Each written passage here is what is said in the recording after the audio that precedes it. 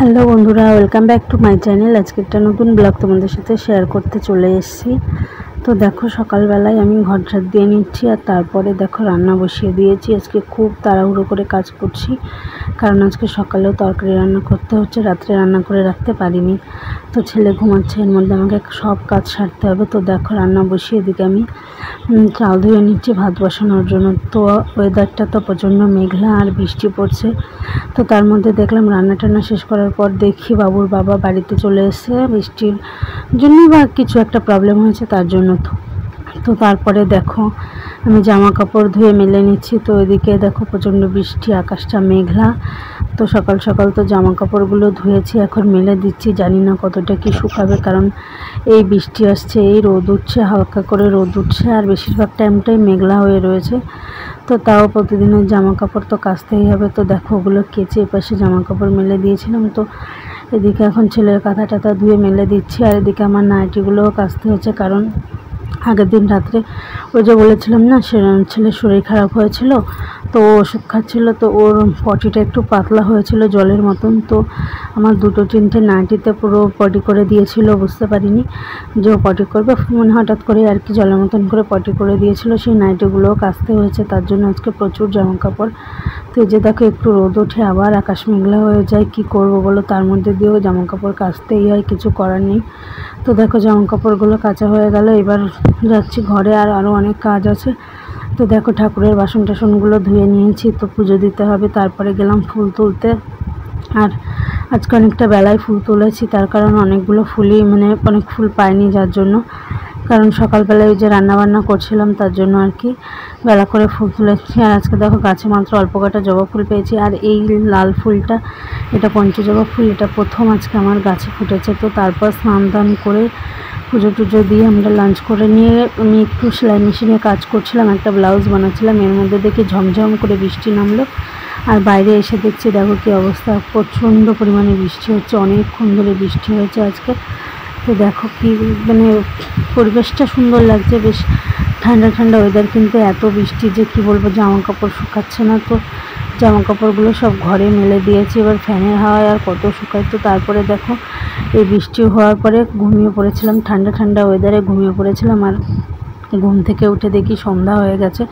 তো তাড়াতাড়ি করে উঠে হাত মুখ ধুয়ে সন্ধ্যা দিয়েছি, সন্ধ্যা দিয়ে রাত্রে খাবার বানিয়ে খেয়ে দিয়ে এখন বসেছি জামা কাপড় ভাঁজ করতে। ছেলে এখন ঘুমিয়ে পড়েছে, আর এখন আমি জামা কাপড় ভাঁজ করছি। কি করব বলো, টাইম মতো টাইমের কাজ টাইমে আমি করতে পারি না, সব কাজ রেখে দিই, যখন যেটা সময় পাই তখন সেটা করি। যে দেখো শাড়িগুলো 2-3 দিন ধরে আমি চেয়ারের ওপর রেখে দিয়েছিলাম, তো এখন সময় পেয়েছি, এখন এগুলো ভাঁজ করে নিচ্ছি।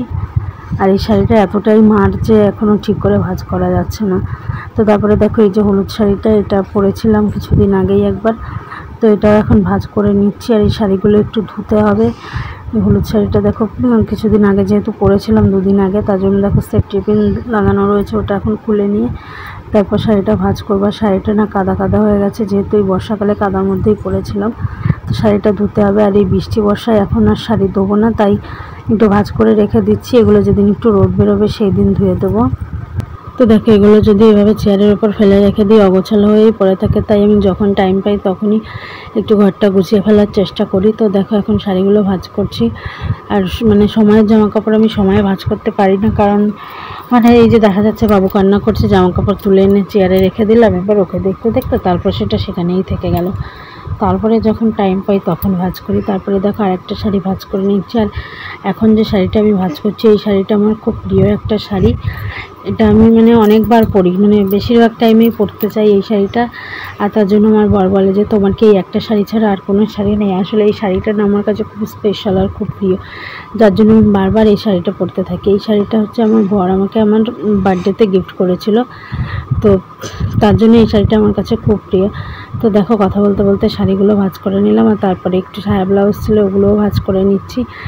তো তারপরে দেখো আমার বর রান্নাঘরে ছিল, ও একটু লেবু জল করছিল, লেবু দিয়ে লবণ দিয়ে জল করে নিয়ে আসছিল আমার জন্য। এই যে দেখো, আর এদিকে দেখো আমরা যেহেতু অনেক রাত্রেই ডিনার করি, তো তার জন্য আমরা রাত্রে দুজনেই চেষ্টা করি একটু লেবু জল খাওয়ার, না হলে হচ্ছে মানে ঠিক মতন হজম হয় না। কারণ আমাদের ডিনার করতে করতে প্রায় তোমার 11:30 বেজে যায়, 11টা 11:30 মানে 11:30 নিচে কোনো দিনও আমাদের ডিনার হয় না। তো আজকে লেবু জলটা দারুণ টেস্ট হয়েছিল। তো তারপরে দেখো আমি অর্ধেকটা খেয়ে আমি বরকে দিলাম, বড় খেয়ে বলছে দারুণ হয়েছে, মানে নিজের বানানো মানে শরবত নিজেরই খুব ভালো লাগছে এরকম। তো তারপরে দেখো এখন বাজে রাত 12টা আর এখন বসেছি। আমার বর আমার চুল ছাড়িয়ে দিয়ে চুল বেঁধে দিচ্ছে। তো ও মাঝে মধ্যে এটা করে দেয়, মাঝে মধ্যে কি যেদিন আমার ভালো লাগে না চুল বাঁধতে সেদিন আমি যখন বলি তখন করে দেয়, আর নাহলে আমিই করে নিই। তো কিছুদিন করে দেয়, মাঝে মধ্যে করে দেয় না, কোনো ঠিক নেই। তো আজকে দেখো বাবু ঘুমিয়েছে, ওই যে ছোটো মশারি দিয়ে ওকে রেখেছি আর এখন চুল বেঁধে দিচ্ছে আমাকে। তো পুরো চুলটা বিনুনি করে দেবে, আর বিনুনি করে মানে ও 2-1 দিন মাথায় তেলও দিয়ে দেয়, কিন্তু আজকে আর মাথায় তেল দিচ্ছি না, আজকে বিনুনি করে দিচ্ছে। তো আজকে এতটা ঘুম হয়েছে দুপুরবেলায় কি বলবো, যে রাত্রে আর ঘুমই আসছে না। এমনিতেও মানে দুপুরবেলাটা ঠান্ডা ঠান্ডা ওয়েদার ছিল, যে বললাম বৃষ্টি হয়েছে, বৃষ্টির পরে একটা ঠান্ডা ওয়েদারে আমরা তিনজনেই ঘুমিয়ে পড়েছিলাম। আমার বর তো উঠে তারপরে একটু মানে বাজারে চলে গেছিলো, আর আমি আর বাবু আরও ঘুমিয়েছিলাম। তো একদম সন্ধ্যা প্রায় হয়ে গেছে তখন উঠেছি, আর একটু মানে আর হয়তো 10-15 মিনিট পরে উঠলে তাহলে আর সন্ধ্যাটা দিতে পারতাম না, এরকম ব্যাপার আর কি। তো যাই হোক সন্ধ্যার সময় উঠেছি, আর তারপরে দেখো রাত্রে আর ঘুম আসছে না, মানে দুপুরবেলাটা এত ঘুম হয়েছে, রাত্রে আর ঘুম আসছে না। বসেই আছি আর দুজনে গল্প করে যাচ্ছি। তো এমনিতেও আমার রাত্রে ঘুমাতে প্রায় এখন 1টা-1:30 বেজে যায়, তার কারণ মানে ওটা না আমার একটা অভ্যাস হয়ে গেছে। বাবু যখন রাত্রে আগে 1:30-2টোয় ঘুমাতো, কোনো দিন 3:30টায়ও ঘুমাতো, 3টে-3:30টায়। তো আমাকে তো জেগে বসে থাকতেই হতো। তো সেই হিসাবে আমার না অভ্যাস হয়ে গেছে, এখন রাত্রে 1টা-1:30 না বাজলে আমার আর ঘুমই আসে না। এদিকে আমার বাবু কিন্তু 12টার মধ্যে ঘুমিয়ে পড়ে, কিন্তু আমার আর ঘুম আসে না। মানে আমার অভ্যাসটা এমন হয়ে গেছে যে অভ্যাসটা আর পাল্টাতেই পারছি না। কী করবো বলো, ঘুম না আসলে। আর এদিকে দেখো আমার বর সেদিন আমাকে সারপ্রাইজ দেবে বলে আমার জন্য নিয়ে এসছে কাচের চুড়ি, মানে শ্রাবণ মাসে যে কাচের চুড়ি পরতে হয় সেটা ও আনবে করেও আর আনার সময়ই হয় না। তো তার জন্য আজকে নিয়ে এসছে কাচের চুড়ি। আর আমি যে কাচের চুড়িগুলো পরেছি এগুলোও আমার বরের দেওয়া, ভেবো না যে আমাকে অন্য কেউ দিয়েছে।